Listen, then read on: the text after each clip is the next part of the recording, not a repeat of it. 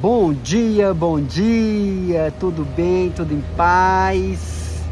Agora, nessa segunda jornada do livro, nós vamos começar a falar sobre a sua transformação, não apenas do seu corpo, mas da sua mente, do seu coração, e isso vai refletir em tudo na sua vida. Vamos lá então? A moldura da graça. O que te embeleza é a graça. 2 Coríntios 12, 9.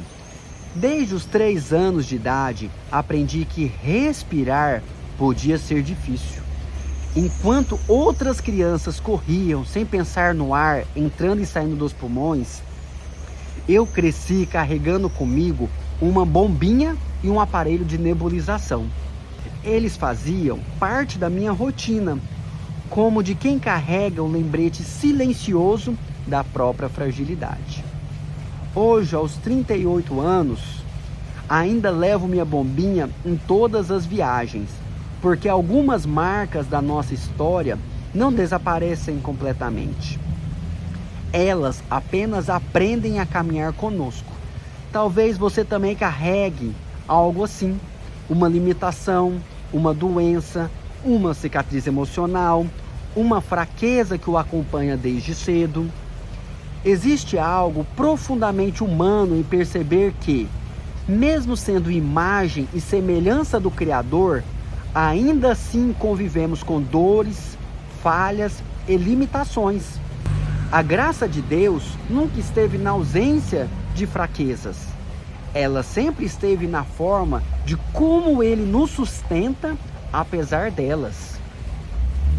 Nunca me esqueço de uma crise de asma que tive por volta dos 10 anos.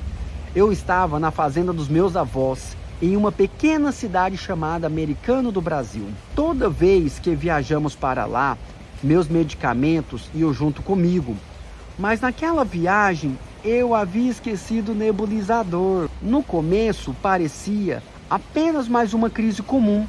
Usei a bombinha esperando melhorar. Mas dessa vez, algo estava diferente. A falta de ar aumentava rápido demais. Meus pais, que também são médicos, perceberam imediatamente a gravidade da situação. O desespero tomou conta. Fui colocada às pressas dentro do carro enquanto corriam em direção ao hospital mais próximo. Minha mãe me conta que durante o trajeto eu desmaiei.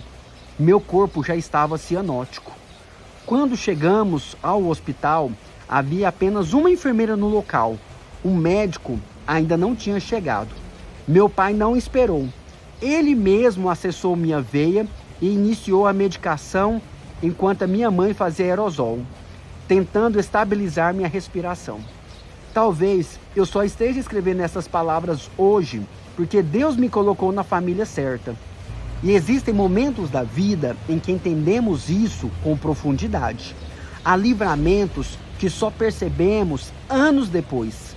A experiência daquela noite me ensinou algo importante. Ter limitações não significa viver limitado. Mesmo sendo asmático, nunca permiti que isso transformasse em desculpa para abandonar a vida. Pratiquei esportes, fiz natação, joguei futebol, continuei me movimentando, porque o maior desafio da vida raramente é vencer outras pessoas. Quase sempre é vencer as desculpas que contamos para nós mesmos.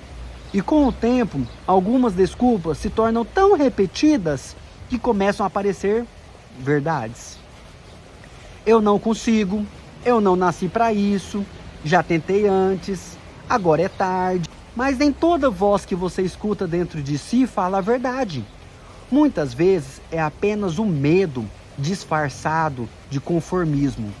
O medo da opinião dos outros, o medo de falhar, o medo de não ser suficiente. E poucas prisões são tão silenciosas quanto viver tentando agradar expectativas que nem vieram de Deus. Por isso, aprenda a olhar para si mesmo com mais graça. Não com acomodação, mas com misericórdia. Porque amadurecer também é entender que autocuidado não nasce do ódio contra quem somos, mas do amor pela vida que recebemos. A Bíblia diz que devemos amar o próximo como a nós mesmos. Mas existe uma geração inteira tentando amar os outros enquanto vive em guerra consigo mesmo. E quem se despreza profundamente quase sempre acabará adoecendo por dentro.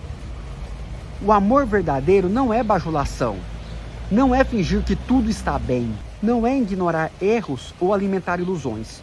O amor verdadeiro fala a verdade, mesmo quando ela é difícil, porque graça não significa ausência de conforto, significa ser sustentado enquanto estamos sendo transformados. Talvez esteja na hora de parar de assistir a sua própria vida da plateia. Deixar de viver apenas reagindo às circunstâncias, aos medos e às inseguranças. Você não foi chamado para sobreviver escondido atrás das suas limitações. Foi chamado para viver, e talvez a parte mais bonita da história que Deus está escrevendo sobre você não seja a ausência de imperfeições, mas a maneira como a sua graça continua sustentando você através delas. Oh, glória a Deus! Que Deus te abençoe, que Deus abençoe a sua vida, que Deus te fortaleça, que Deus te capacite, que Deus transforme a sua mente, que no nome de Jesus você seja capacitado cada dia mais para crescer e romper em todas as áreas da sua vida. E eu só quero te dizer que você é muito amado e amada. Um grande abraço, que Deus te abençoe.